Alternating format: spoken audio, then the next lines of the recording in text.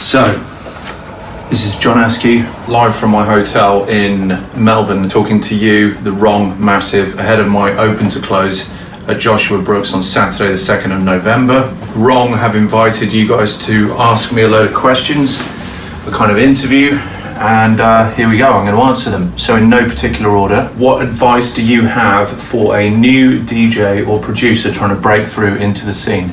Be original and never give up. Why do you love playing long open to close sets? Well, two things. Number one, I love DJing, so I want to do as much of it as possible. And number two, I believe there is a story that you can tell in 7 or 8 hours that just cannot be done in an hour. An hour-long set's good, but it's just, you know, you don't have the variety. Variety is the spice of life. You can go in so many different directions. You can properly take people on a journey that it's hard to do in an hour or an hour and a half. What's the longest set you've played? 11 hours. Your open to close at Hidden last year in Manchester was insane, thank you very much. How are you going to better that? Well, that was a very sensational night, just everything. The stars aligned perfectly on that night. Joshua Brooks has got a void system. We're nearly getting close to sold out for this show, so it's going to be gridlocked. Loads of old friends of mine are coming as well. It's going to be a very, very special night, and there's something about the Rong crowd as well, which is, you know, it's going to be epic. And musically, I'm really balls deep into preparing a set, which I think could top any open to close I've ever done, theoretically. You've made a new track with UDM called Manchester. What's the story behind that? Well, Manchester has, over the last few years, become my favourite city to play in the UK. After Hidden last year, 7 at Victoria Warehouse in February, and now obviously I have my open to close there on my birthday. It's actually the day after my birthday. My birthday's on the 1st of November, but what this means is I'm now looking to start this birthday thing in Manchester being an annual thing, and my relationship with Manchester is getting deeper and more profound and more special, and I just want to expand on that, and it made absolute sense therefore to make a track that was a tribute to this incredible city that has had such an integral role in the development of electronic music, especially at the underground warehouse level, since the birth of Acid House. Will you close your 7-hour set at Joshua Brooks with hard trance like you did at Luminosity? Yes, I will, and I've done loads of new reworks as well, so watch out. It's going to be a very gradual build up to absolute hammers at the end. If you're at Lumi, then you know, and if you're at Lumi and you haven't got your ticket yet for my open to close in Manchester, get on with it. We need to all be together for this one.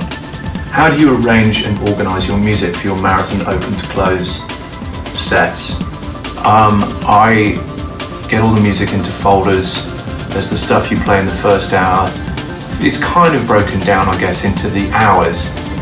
And if you're playing approximately 16 to 18 tracks an hour, something like that, 17 tracks an hour, you do a folder for hour 1 that might have 30 tracks in, hour 2, hour 3. It's sort of like that. But then also, in addition to that, I have folders of just techno, folders of just uplifting, folders of just psytrance, folders of just tech, folder of hard trance, folder of classics, folder of vocals, you know, that I can dip into should I need a very quick change of course according to what the crowd are doing. It's about reading the crowd and making sure that your music is organised enough to be able to very quickly change course. What's so special about a void sound system? It's crisp, it's powerful, it's clean, it's precise. You can be standing next to someone and still talk to each other, and yet the bass is sort of compressing you. When you have a finely tuned void sound system, for me there's nothing better. You're doing a meet and greet at the start of the night. Will you be up for shots before you start? Of course, absolutely. The meet and greet. So I'm starting playing at 9, but we're going to open the venue at 8:30. Everyone's invited down. We do a meet and greet. We all hang out. We get some time to properly talk, and then we kick off at 9. 7 hours. Of all the open to close sets you've played, where was your favourite? That's a tough one. I loved Hidden last year. I loved the original 10-hour sets that I did at Boxed in Birmingham. But I think maybe Argentina or possibly Luminosity. I mean, Luminosity this year was so special, unbelievable. Luminosity, Hidden last year, and the last open to close that I did in Argentina. Those three were the ones. Seven is the best underground trance label right now, thank you very much. Can you tell us what releases the label has coming up between now and the end of the year, and are you going to be playing those tracks on the 2nd of November? So we've just released a brand new single from Alex Di Stefano called Rip It Up. It's amazing, go check it out if you haven't got it already. Then there's my collaboration coming up with UDM called Manchester, and there's an amazing, long-awaited single from Simon Patterson called Kick Bass Acid Loud, which is just mental, utterly mental.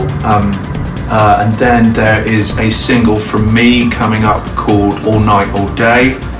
There's also a phenomenal Volcano on Mars remix of Will Atkinson Autobahn. That's all of the music that's coming up on 7 between now and the end of the year. And yeah, I'm hoping to be able to play all of it. I'm not sure if my single will be finished in time, but the other stuff for sure. Are you planning on doing another 7 show in the UK? I would imagine so, but I think it would probably be overkill to do it every year, so maybe every other year would be the way to go.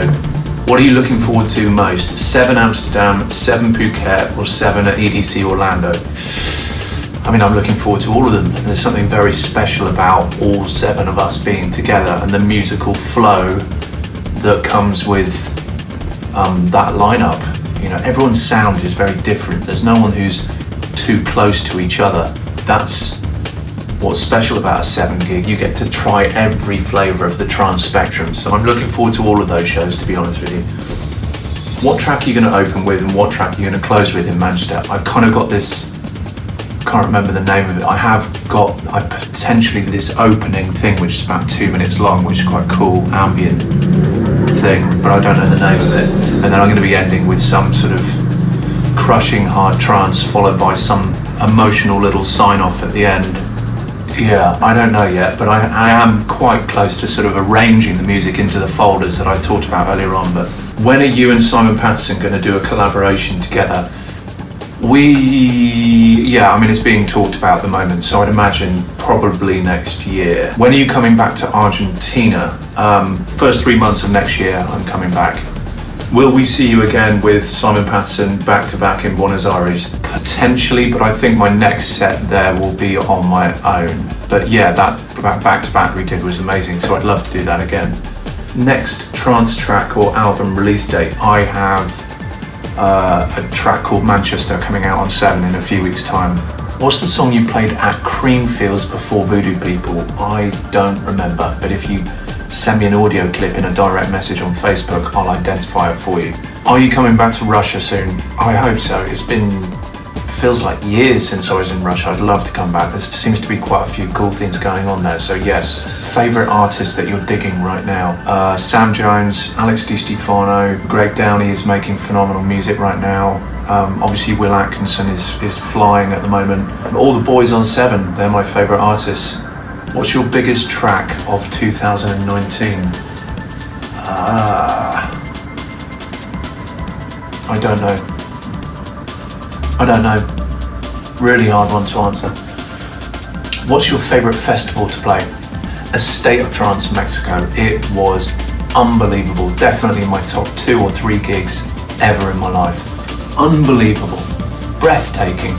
Can't wait to be back in Mexico. Go onto my YouTube channel now and you can watch my full set from A State of Trance Mexico now. Check it out. Will your remix of Adam Ellis and Ember in the Ashes see a release? Yes, it's coming out in November on Deep in Thought, our new label Deep in Thought. Have you ever searched Askew in Google? Yes, I have, and the whole page goes, I did that.